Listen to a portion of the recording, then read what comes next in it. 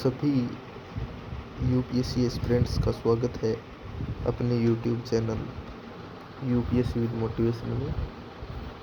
तो आज से हम 28 मई को होने वाली प्रीलिम्स परीक्षा के लिए आज से अपने चैनल पर जो करंट न्यूज़ है उसको हम उसमें कवर करेंगे।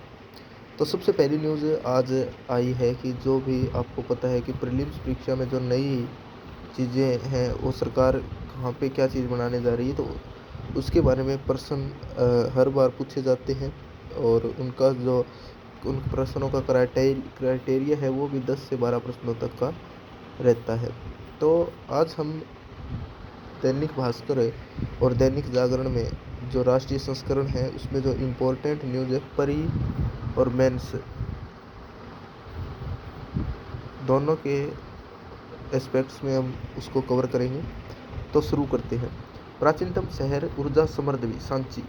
आपको पता है कि सांची महात्मा बुद्ध का एक भव्य स्तूप, जो महात्मा बुद्ध का बौद्ध धर्म का जो स्तूप है वो सांची में स्थित है।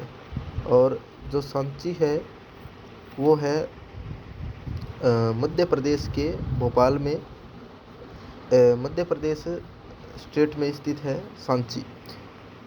तो ये जो प्राचीनतम शहर है ये एनर्जीफुल होने जा रहा है। यहाँ पे जो सेंटर सरकार की एक जो स्कीम है उसके अंदर सांची देश का पहला सोलर सिटी बनेगा, यानी सौर शहर बनाने की इसको घोषणा की गई है। तो इसमें देखते हैं कि जो देश का पहला सोलर सिटी है ये सांची में बनेगा। इसके क्या कारण है, देखो पेपर में कारण भी पूछे जाते हैं, एक कथन दे दिया जाता है उसके कारण पूछे जाते हैं। तो कारण ये है कि जो पृथ्वी है ये पूरी पृथ्वी है, इस पृथ्वी पर कर्क रेखा, मकर रेखा और विषुवत रेखा और मकर रेखा, यहाँ पे भारत है वो स्थित है और ठीक मध्य प्रदेश से होकर यहाँ पे कर्क रेखा गुजरती है। अब क्या है कि जो समर सीजन है इसके अंदर कर्क रेखा पर सूर्य की किरणें हैं वो सीधी पड़ती है। कर्क रेखा पर क्या है, सूर्य की किरणें हैं वो सीधी पड़ती है। तो अब ये देखो कि ये जो एरिया है यहाँ पे इस एरिया में जो सोलर प्लांट लगाने का फ़ायदा है और इससे ये भी कि यहाँ पे सूर्य की रोशनी सीधी पड़ती है जिससे ज़्यादा से ज़्यादा एनर्जी इंडक्ट हो पाएगी, एनर्जी इंडक्ट होगी और इकट्ठी होगी। तो जिससे देश के अंदर क्या है कि हम बिजली का जितने ज़्यादा उपयोग करेंगे, देश में जितना ज़्यादा हम एनर्जी है उसका यूज़ करेंगे, तो एनर्जी यूज़ करने से क्या है कि एक तो पोल्यूशन होगा और दूसरा है कि जो हमारे वायुमंडल की जो ओजोन परत है जो पराबैंगनी किरणों से, सूर्य की पराबैंगनी किरणों से हमारी रक्षा करती है, तो उसका भी क्षय होगा। तो इसमें क्या कारण है कि कर्क रेखा पर स्थित सांची शहर में सूरज की सीधी किरणें पड़ती है, धूप की इसी ताकत को ऊर्जा में बदलने की तैयारी है। और ये वैसे भी जो हमारे हिस्टोरिकल ऐतिहासिक दृष्टि से, एक्सपेक्ट ऑफ हिस्टोरिकल की दृष्टि से भी ये इम्पोर्टेंट है और इसके कई फ़ायदे भी हैं जिससे देश को काफ़ी आर्थिक स्थिति पर भी फ़ायदा होगा। तो इसमें जो सोलर सिटी बनाने का जो सारा खर्चा वो किसने उठाया, corporate social responsibility, CSR, corporate social responsibility, यानी इसमें सरकार को 1 रुपया भी खर्च नहीं करना पड़ेगा। ये जो लोगों के द्वारा है, जो फंड देने वाली जितनी भी कंपनियां वो एनर्जी से जुड़ी पब्लिक सेक्टर यूनिट है वो इसमें अपना जो पैसा है वो इन्वेस्ट करेगी।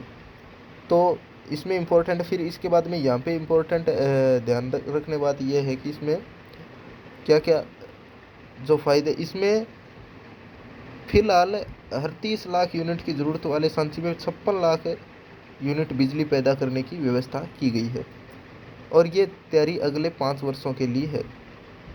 तो इसके ज़रिए यहाँ पर क्या क्या फ़ायदा होगा उसको देखते हैं।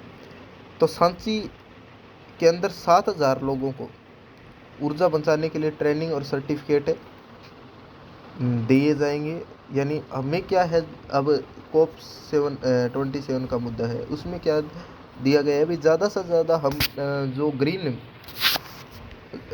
ग्रीन जितनी भी जो अपने पर्यावरण को ग्रीन इन्वायरमेंट बनाने के लिए हम जितनी भी ज़्यादा प्रयास कर सकते हैं उतना हम करें, ताकि देश में आज जो क्लाइमेट चेंजिंग हो रही है, कई जो शहरों का तापमान है वो 40 डिग्री पार कर गया है, या 45 डिग्री के तकरीबन भी हो गया। तो इसको करने के लिए ये ज़रूरी है कि हम एनर्जी सेविंग करें। तो इसके लिए इसके जो टारगेट हैं, अब देखो इसमें दिया गया है कि इसके टारगेट क्या क्या है। तो टारगेट में हम देखते हैं कि इसके क्या क्या टारगेट है। वो 70,000 यूनिट ऊर्जा की क्या होगी, बचत होगी। 70,000 ऊर्जा की क्या होगी, बचत होगी। तो इससे जो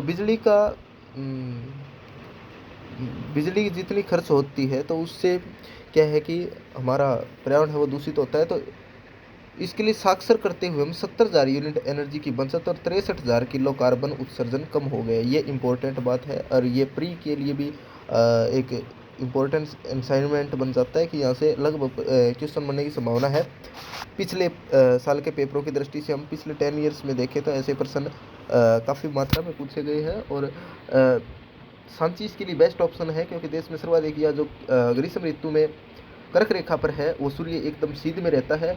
तो विषुवत रेखा और कर्क रेखा जो उत्तर ध्रुव है उसके बीच के क्षेत्र में सर्वाधिक जो पड़ती है। और इसी बीच में एक प्रश्न और बता देता हूँ आपको कि 21 जून को पृथ्वी पर ये प्रश्न आया हुआ है यूपीएससी प्री एग्जाम में। 21 जून को पृथ्वी पर कर्क रेखा और मकर रेखा के बीच के जितने भी अक्षांश है, इन अक्षांशों पर जो सूर्य है वो सूर्य की किरणें क्या पड़ती है, सीधी पड़ती है, डायरेक्ट पड़ती है।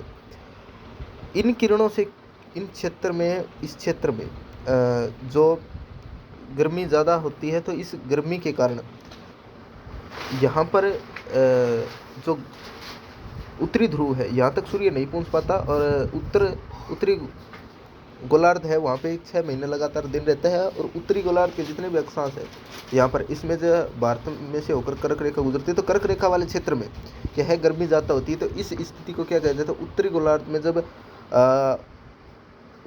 उत्तरी गोलार्ध में सूर्य सीधी किरणें पड़ती है, तो यहाँ पर क्या कौन सी स्थिति होती है, इस स्थिति को बोला जाता है